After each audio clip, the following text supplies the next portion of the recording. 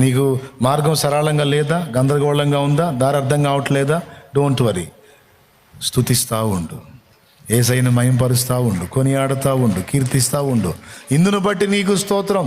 నా జీవితం అగమ్య గోచరంగా ఉంది ప్రభువా, అయినా నీకు స్తోత్రం. బంధకాల్లో ఉన్న ప్రభువా, అయినా నీకు స్తోత్రం.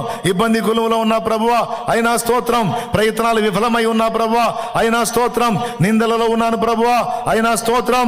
ఇబ్బందిలో ఉన్నాను ప్రభువా, అయినా స్తోత్రం. లేమిలో, దరిద్రతలో, శ్రమలో, నిష్కారణ ద్వేషంలో నేను నలిగిపోతున్నాను దేవా, అయినా నీకు స్తోత్రం, స్తోత్రం, స్తోత్రం.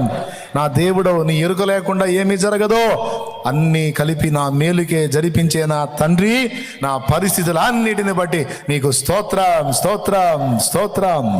నా గెలుపును బట్టి స్తోత్రం, ఓటమిని బట్టి స్తోత్రం, మేలును బట్టి స్తోత్రం, కీడును బట్టి స్తోత్రం.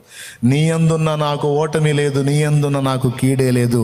నా ఓటములన్నీ గెలుపులే, నా కీడులన్నీ మేలులే, నా చీకటంతా వెలిగే. నా బ్రతుకున ఓటములెన్నో, నా చీకటి వెలుగుగా మారే. అబ్బా ఏం వాడారు, సూపరం. అంతేనా? నిజం.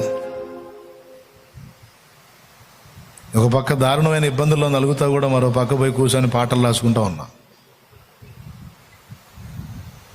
ఒరే, అప్పులన్నీ ఆడబెట్టి పాటలు ఏందిరా అంటారా? నేను స్తుతించే కార్యక్రమంలో ఉన్నా, అద్భుతాలు చేశాడు, అడ్రస్ లేకుండా పోయినాయి.